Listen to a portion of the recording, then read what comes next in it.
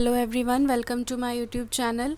आज हम बात करेंगे कौन कौन से फैक्टर्स हैं जो इफ़ेक्ट करते हैं लर्निंग को, अधिगम को प्रभावित करने वाले कारक कौन से हैं। जैसे कि हमने आपको अपने लास्ट वीडियो में ये चीज़ बता दी है कि अधिगम क्या है ना। और अधिगम जो है वो आपके जो व्यवहार में परिवर्तन है, ठीक, वो आपके परिवर्तन को बताता है। तो कौन कौन सी ऐसी चीज़ें होती हैं जो इस सीखने को प्रभावित करती हैं, इस लर्निंग को प्रभावित करती हैं। बहुत सारे ऐसे कारक होते हैं, तो हम उन कारक के बारे में, उन फैक्टर्स के बारे में पढ़ेंगे। ठीक है, तो सबसे पहले हमने जो फैक्टर्स लिए हैं वो हैं पर्सनल फैक्टर जो अफेक्ट करते हैं लर्निंग को। कौन कौन से पर्सनल फैक्टर्स होते हैं जो अधिगम को प्रभावित करते हैं। तो उसमें पहला जो दिया हुआ है वो है मैच्योरेशन। ठीक, मैच्योरेशन को हिंदी में बोलते हैं परिपक्वन। ठीक है, तो सीखना तथा परिपक्वन क्या है, हम इस चीज़ को पहले जान लेते हैं कि अभ्यास तथा अनुभूति यानी प्रैक्टिस और एक्सपीरियंस है ना, इसके आधार पर या इसके परिणाम स्वरूप आपके व्यवहार में जो चेंजेस हो रहे थे उसको लर्निंग कह रहे थे हम। अब मैच्योरेशन क्या है, तो मैच्योरेशन से तात्पर्य है शिशुओं में जो डेवलपमेंट और जो ग्रोथ होता है उसकी प्रक्रिया पूरी होने से होता है। ठीक है, यानी जैसा डेवलपमेंट होता है जो या जो ग्रोथ होती है, वो जो प्रोसेस पूरा हो जाता है तो हम कहते हैं कि जो बच्चा है वो पूरी तरीके से परिपक्व हो चुका है। ठीक है, तो चूँकि परिपक्वन से शिशुओं में क्या होता है, डेवलपमेंट और ग्रोथ होती है, अतः इससे भी क्या होता है, व्यवहार में परिवर्तन होता है। भाई, आप में डेवलपमेंट हो रहा है, आप में ग्रोथ हो रही है, तो जाहिर सी बात है आपके बिहेवियर में भी चेंजेस होते रहेंगे। एक इन्फेंसी स्टेज में जो बालक होता है और जो चाइल्डहुड स्टेज वाला जो बालक होता है, जो एडल्टहुड वाला होता है, तो क्या उनका बिहेवियर सेम रहता है? नहीं। वो जब आप पढ़ेंगे डिटेल में तो उसके बारे में आपको पता चल जाएगा कि हर स्टेज में जो लोग हैं उनका बिहेवियर अलग अलग तरीके का था। जैसे जो इन्फेंसी स्टेज थी तो उसमें जो बालक था वो पूरी तरीके से डिपेंड था, हर काम के लिए डिपेंड था, क्योंकि उसे उस वक्त कुछ भी वो खुद से नहीं कर सकता था। लेकिन जैसे जैसे उसके जो शरीर की मांसपेशियां, हड्डियां हैं, है ना, उसमें ग्रोथ हुई, डेवलपमेंट हुआ, तो वैसे वैसे वो उसमें क्या मैच्योरेशन हो गया, परिपक्वन आ गया, उसके व्यवहार में भी परिपक्वन आ गया। इस तरीके से हम ये देखते हैं कि सीखने और परिपक्वन दोनों से ही व्यवहार में परिवर्तन होता रहता है, लेकिन इन समानताओं के बावजूद ये अलग भी होते हैं। ठीक, जैसे एक अर्जित प्रक्रिया है सीखना, है ना, आप सीखते हैं। परिपक्वन क्या है कि गर्भधारण से जब जन्म के बाद चलता रहता है, लेकिन सीखने के साथ ऐसी चीज़ नहीं है। ठीक है, ये अर्जित होती है। जैसे जैसे परिपक्व होते जाते हैं वैसे वैसे आप जो है खास स्तर पर पहुंचने के बाद सीखना प्रारंभ कर देते हैं। ठीक, परिपक्वन की क्रिया में प्रैक्टिस की इम्पोर्टेंस ज़्यादा नहीं होती है, लेकिन सीखने में दो फैक्टर बहुत इम्पॉर्टेंट हैं, प्रैक्टिस और दूसरा, दो फैक्टर बताया ना, एक तो प्रैक्टिस बताया, दूसरा अनुभूति बताया, एक्सपीरियंस बताया। ये दोनों चीज़ें बहुत ही इम्पॉर्टेंट हैं। लेकिन जो परिपक्वन है, जो मैच्योरेशन है, वो नॉर्मल कंडीशन में अपने आप होता रहता है, इसके लिए किसी प्रैक्टिस की ज़रूरत नहीं होती है, लेकिन सीखने में ऐसा होता है। ठीक है, उसके बाद जो परिपक्वन है ये एक कॉमन प्रोसेस है, लेकिन जो सीखना है ये एक इंडिविजुअल प्रोसेस है। जैसे कि हम कह सकते हैं खास उम्र के जो सभी बालक होते हैं उनमें जो अंगों का विकास होता है वो लगभग एक जैसा होता है, लेकिन जो परिपक्वन की प्रक्रिया होती है वो समान नहीं होती है। ठीक, हाँ, अगर कोई बालक बीमार है, अस्वस्थ है, तो उसमें अपनी ही उम्र के बालकों की अपेक्षा जो परिपक्वन होगा वो भी क्या होता है, कम होता है। लेकिन जो सीखने की प्रक्रिया होती है वो हमेशा व्यक्तिगत होती है। जैसे कि एक 15 साल का लड़का यदि कार चलाना सीख लेता है तो उसका ये मतलब नहीं है कि 15 साल के जितने भी लड़के हैं सबको कार चलानी आती है। ठीक, इसके बाद जो परिपक्वन है वो एक ख़ास उम्र या अवस्था के आने के बाद बिल्कुल ही मंद हो जाता है ना। जैसे एडल्टहुड के बाद आप नहीं बढ़ते हैं ना, आपकी हाइट जितनी बढ़नी होती है बढ़ चुकी होती है, लेकिन सीखना क्या है, हमेशा चलता रहता है। तो ये बहुत सारी चीज़ें ऐसी होती हैं जो आपके सीखने को प्रभावित करती हैं। आप जैसे जैसे परिपक्व होते जाते हैं, जैसे जैसे मैच्योर होते जाते हैं, जिस तरीके से भी आपका डेवलपमेंट हुआ होता है, आपका डेवलपमेंट बहुत अच्छे से हुआ है, अगर फिज़िकल डेवलपमेंट, मेंटल डेवलपमेंट बहुत अच्छे से हुआ है, तो आपकी जो सीखने की क्षमता है वो भी बहुत ज़्यादा होगी और आप बहुत जल्दी जल्दी चीज़ों को सीख लेंगे। आप बहुत जल्दी प्रैक्टिस और ट्रेनिंग करके चीज़ों को क्या कर लेते हैं, आसानी से सीख लेते हैं। ठीक, इसके बाद आती है एबिलिटी। एबिलिटी कैसे प्रभावित करती है सीखने को? जाहिर सी बात है, बहुत सारी चीज़ें होती हैं। ठीक है, जैसे हम कहते हैं ना कि आई एम नॉट एबल, मैं बिल्कुल भी एबल नहीं हूँ। ठीक है, या हमारे अंदर ये एबिलिटी ही नहीं है कि हम इस चीज़ को समझ पाएँ या हम इस चीज़ को कर पाएँ, हमारा इंटरेस्ट ही नहीं। ये क्या है, ये हमारा पर्सनल इक्विपमेंट है। ठीक है, ज़रूरी नहीं है कि मतलब हम हर तरीके से या इस तरीके से इन चीज़ों को कर पाएँ, तो ये चीज़ ज़रूरी नहीं है। ये डिपेंड करता है कि हमारी एबिलिटी, कैपेबिलिटी, हम चीज़ों को सीखना चाह रहे हैं कि नहीं, हमारा क्या इंटरेस्ट है, ये सारी चीज़ें इस पर डिपेंड करती हैं। ठीक है, इसके बाद आपका अगला जो है वो क्या है, एटीट्यूड। ठीक, बहुत सारी अभिवृत्तियाँ, एटीट्यूड को हिंदी में क्या बोलते हैं, अभिवृत्ति बोलते हैं। तो व्यक्ति के जो संपूर्ण व्यक्तित्व का एक महत्वपूर्ण पक्ष है एटीट्यूड। ठीक, ये एक, हम इसको कह सकते हैं कि ये एक साइको सोशल कॉन्सेप्ट है जो विभिन्न परिस्थितियों में व्यक्ति के द्वारा किए जाने वाले जो बिहेवियर है उसकी प्रवृत्ति को बताता है। ठीक है, जैसे विभिन्न वस्तु, व्यक्ति, संस्था, क्रियाकलाप, जो भी योजनाएं है ना, इनके प्रति जो व्यक्ति विशेष में जो विचार है, जैसे आपके दिमाग में क्या क्या चीज़, क्या थॉट्स हैं इस पर्टिकुलर व्यक्ति या संस्था या इस काम को लेकर, तो ये उस व्यक्ति की अभिवृत्ति का निर्धारण करता है। ठीक है, तो अभिवृत्ति के ज्ञान की सहायता से जो व्यक्ति के व्यवहार का पूर्व आंकलन होता है, जो एनालिसिस होता है, ये संभव हो जाता है।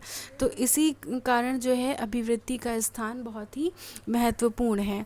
अभिवृत्ति के ज्ञान और तुलना व विभिन्न चरों से उनके संबंधों का अध्ययन करना, ये हमेशा बहुत ही इम्पॉर्टेंट रहता है, क्योंकि इसके लिए एक सैद्धांतिक विवेचन की आवश्यकता होती है।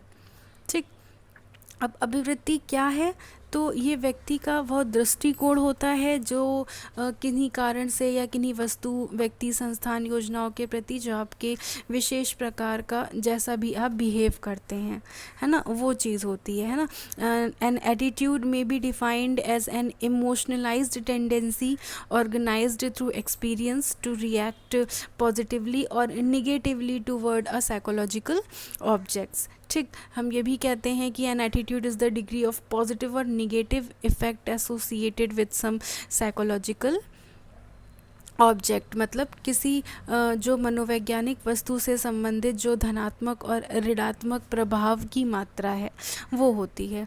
ठीक, अभिवृत्ति का जो निर्णय है वो व्यक्ति के द्वारा जो विभिन्न परिस्थितियों में जैसा भी उसने अनुभव लिया है, जो भी अर्जित अनुभव हैं, उनको जनरलाइज़ करके, जैसे कि हमने अपने लास्ट सेमेस्टर में या लास्ट ईयर में जो भी चीज़ें जानी, जो भी चीज़ें सीखी, ठीक है, तो हमने उन्हीं एक्सपीरियंसेस के बेस पर एक जनरलाइजेशन कर लिया कि इस तरीके से, तो हमारा जो व्यवहार जिस संस्था को लेकर, जिस व्यक्ति को लेकर जो परिलक्षित होगा, वो क्या है, वो क्या दर्शाता है, अभिवृत्ति दर्शाता है। ठीक, इसे हम क्या कहेंगे, इसे हम कहेंगे एटीट्यूड। एक होता है एप्टीट्यूड। एप्टीट्यूड क्या होता है, एप्टीट्यूड होता है अभी क्षमता। ठीक, वो होता है एटीट्यूड, स्पेलिंग अलग हैं दोनों, ATITIUDE, और एप्टीट्यूड में क्या है, APTITUDE। तो ये दोनों चीज़ें सेम नहीं हैं, इनको सेम मत समझिएगा। वो एटीट्यूड है और ये क्या है, एप्टीट्यूड है। ठीक, एक होता है अटेंशन और एक होता है इंटरेस्ट।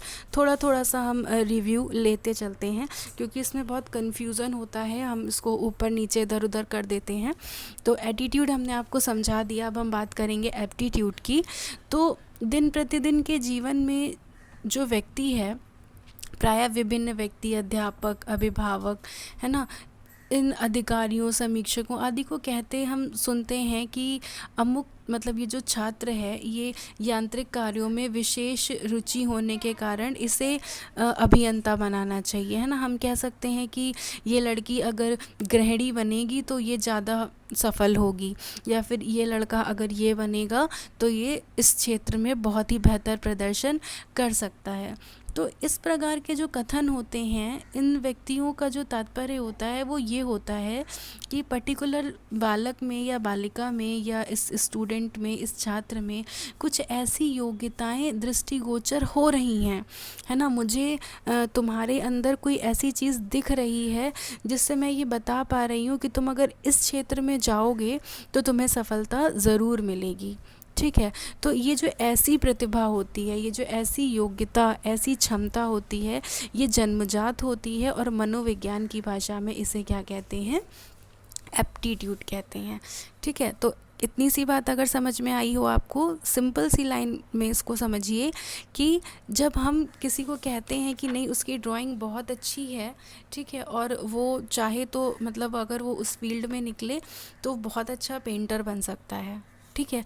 तो हमको उसके अंदर वो चीज़ें दिखाई दे रही हैं, वो चीज़ें परिलक्षित हो रही हैं, ठीक, तभी हमने ये कहा उसके बारे में।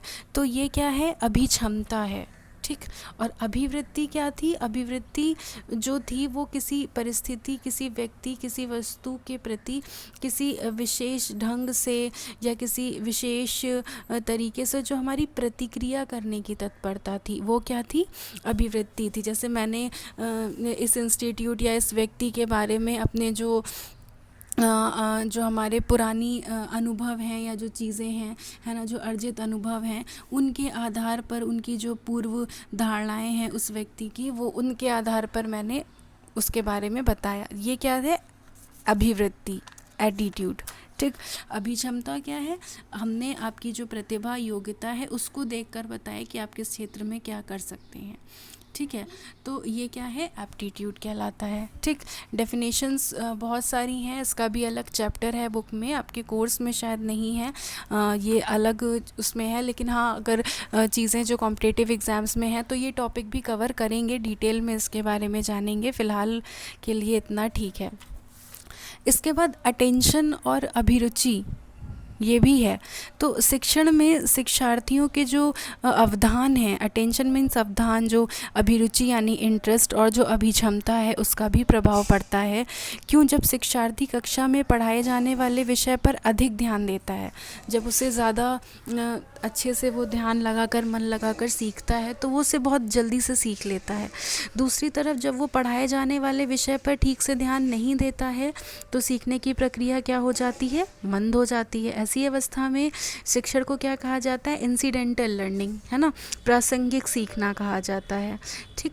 इसके बाद जो अवधान की मात्रा है, जो पढ़ने की क्षमता है, रीडिंग एबिलिटी है ना, वो भी सब एक दूसरे से क्या होती हैं, सहसंबंध होती हैं। इसके लिए भी बहुत सारे अध्ययन किए गए हैं, जैसे सिगेल ने अपने अध्ययन के आधार पर इस तथ्य की पुष्टि की है, और उन्होंने ये बताया कि जो डिग्री ऑफ अटेंशन और जो रीडिंग एबिलिटी है, दोनों में पॉजिटिव कोरिलेशन होता है। मतलब जैसे जैसे शिक्षार्थी विषय पर अधिक ध्यान देते हैं, वैसे वैसे वो विषय की शुद्धता से पढ़ पाने में उतने ही सक्षम हो पाते हैं, ठीक है।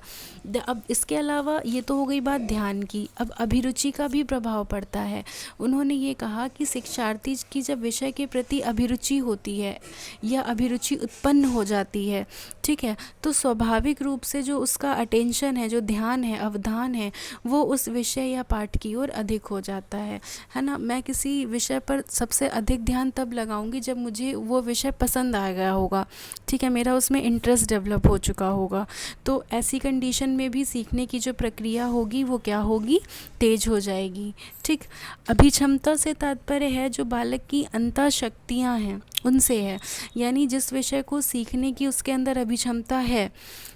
अगर मुझे पता है कि ये आर्ट बहुत अच्छी कर लेता है तो वो कंपैरेटिवली सभी बच्चों की बजाय बहुत जल्दी सीख लेगा। क्यों, क्योंकि भैया उसमें वो चीज़ है, अंतः शक्ति उसमें है, क्योंकि ये जन्मजात है, उसे जन्मजात मिली है ना, या फिर उसने डेवलप भी हुई, या जैसे हम कहते हैं ना कि कई चीज़ें हमें हेरिडिटी से मिलती हैं, तो अगर उसके अंदर ये चीज़ है तो वो कंपैरेटिवली जल्दी सीख लेगा, ठीक। तो ये बात हो गई आपकी एटीट्यूड, इंटरेस्ट और एप्टीट्यूड की।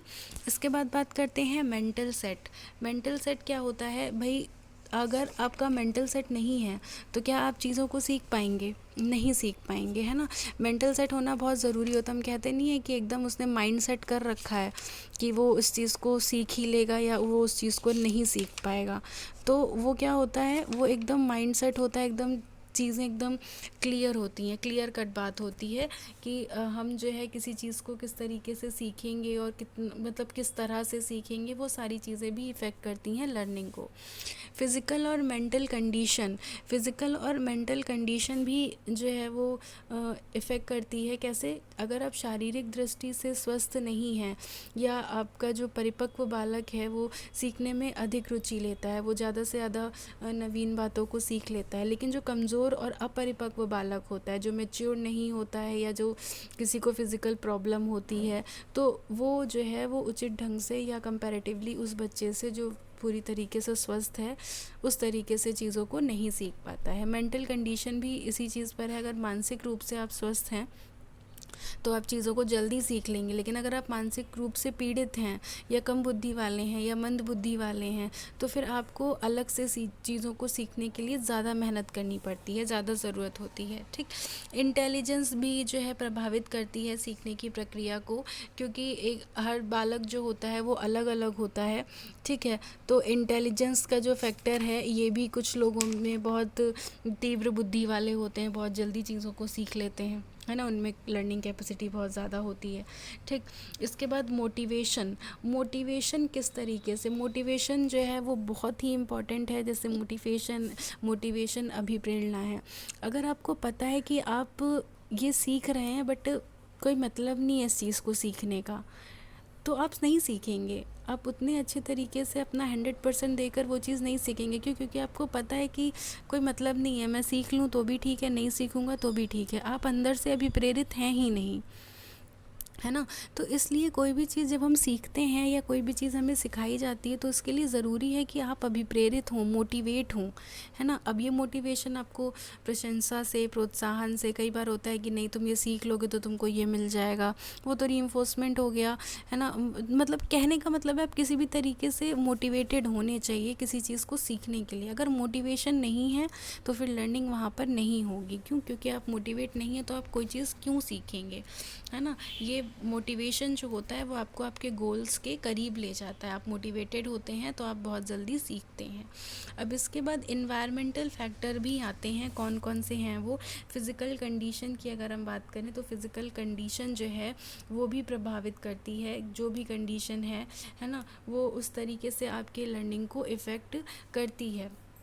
होम एनवायरनमेंट, घर जो वातावरण होता है ना, अगर वातावरण उचित नहीं है, अगर आप जहाँ भी लर्निंग कर रहे हैं वहाँ का वातावरण जो है वो शोरगुल है, अनाकर्षक है, असुविधाजनक चीज़ें हैं, तो वहाँ पर ऐसे वातावरण में आप जल्दी थक जाएंगे, जल्दी आपको चीज़ें जो है वो परेशान करने लगेंगी। फ्रेश एयर नहीं है, उचित रोशनी नहीं है, हरियाली नहीं है, तो ये सारी चीज़ें भी आपके लर्निंग को इफ़ेक्ट करेंगी और आप नहीं सीख पाएंगे। इसके बाद है क्लासरूम मैनेजमेंट। क्लासरूम मैनेजमेंट भी बहुत इम्पॉर्टेंट है। अगर आप क्लास में सीख रहे हैं, क्लासरूम की बात यहाँ पर हो रही है कि कक्षा में जो सीखने वाले कारक हैं वो कैसे प्रभावित करते हैं, तो क्लास में भाई सारी चीज़ें प्रॉपर होनी चाहिए, है ना। अगर क्लास में सारी चीज़ें जो ज़रूरी होती हैं, जो एसेंशियल चीज़ें होती हैं, अगर वो नहीं हैं, क्लासरूम मैनेजमेंट उचित तरीके से नहीं है, प्रॉपर सीट्स नहीं है, हवा नहीं आ रही है, फर्नीचर नहीं है, ब्लैक बोर्ड नहीं है, डस्टर टूटा हुआ है, चौक नहीं है, तो ये सारी चीज़ें भी लर्निंग को इफ़ेक्ट करती हैं। इसके बाद नॉलेज ऑफ रिज़ल्ट और फीडबैक। नॉलेज ऑफ रिज़ल्ट और फीडबैक का क्या मतलब है कि फीडबैक बहुत, जैसे कि आपको पता है कि आपने जैसे पढ़ा, ठीक है, फिर आपने टेस्ट दिया, बहुत अच्छे आपके मार्क्स आए, ठीक, या फिर आपने कोई चीज़ सीखी, है ना, जिससे आपकी गलतियाँ कम होने लगी, तो वो सारी चीज़ें क्या करती हैं, वो भी आपके सीखने को, आपने किसी चीज़ में आपने ज़्यादातर चीज़ें सीखी, उसमें मिस्टेक्स भी नहीं, आपने बहुत अच्छे से चीज़ें करी, ठीक। तो नॉलेज जो होता है, आपको पता होता है कि आपने जो अपना बेस्ट दिया, तो ये, और जो या हम कह सकते हैं जो हमें फीडबैक मिलता है, ठीक है, वो भी हमें मोटिवेट करता है लर्निंग के लिए। फीडबैक दोनों को मिलता है, स्टूडेंट को भी मिलता है, टीचर को भी मिलता है। अगर आपने अपने टेस्ट में अपना बेस्ट दिया, ठीक है, तो ये मेरे लिए भी फीडबैक हुआ कि आपको समझ में आ गया, ठीक, आपने बेस्ट तरीके से समझा, ठीक है। तो फीडबैक जो है वो बच्चों को भी, जैसे बच्चे ने आंसर दिया, अब आप कह रहे हो ठीक है आप कल बताओगे कि इसका आंसर सही है कि नहीं, तो ऐसा नहीं है, फीडबैक तुरंत देना चाहिए। तुरंत फीडबैक मिलने से बच्चा जो होता है वो बहुत जल्दी उन चीज़ों के बारे में मतलब सीखने में थोड़ा सा उसकी गति जो है वो बढ़ जाती है। लर्निंग मटेरियल प्रॉपर होना चाहिए। जो भी चीज़ें लर्निंग मटेरियल, जो भी चीज़ आप करने जा रहे हैं उससे रिलेटेड जो मटेरियल है वो प्रॉपर होना चाहिए। Length of the working period, जैसे कहा जाता है ना कि अब जैसे एक लेक्चर है, मैंने 40 मिनट पढ़ाया, तब तक तो आपको समझ में आया, ठीक, चाहे कितना इजी टॉपिक क्यों ना पढ़ा रही हूँ। फिर 45 मिनट हुआ, फिर 1 घंटा हुआ, फिर 1.5 घंटा हुआ, फिर 2 घंटा हुआ, हम चुप ही नहीं हो रहे हैं। तो अब जैसे आप लोग बहुत सारे आजकल ना ऑनलाइन ज़ूम मीटिंग पर बैठकर बहुत सारे सेमिनार आप लोग कर रहे हैं, ठीक है। तो आप क्या करते हैं, थोड़ी देर तो सुनते हैं, इंटरेस्ट आता है, हाँ चलो ठीक है समझ में आ रहा है ये है, फिर आप क्या करते हैं, फिर उसको आप हटा देते हैं।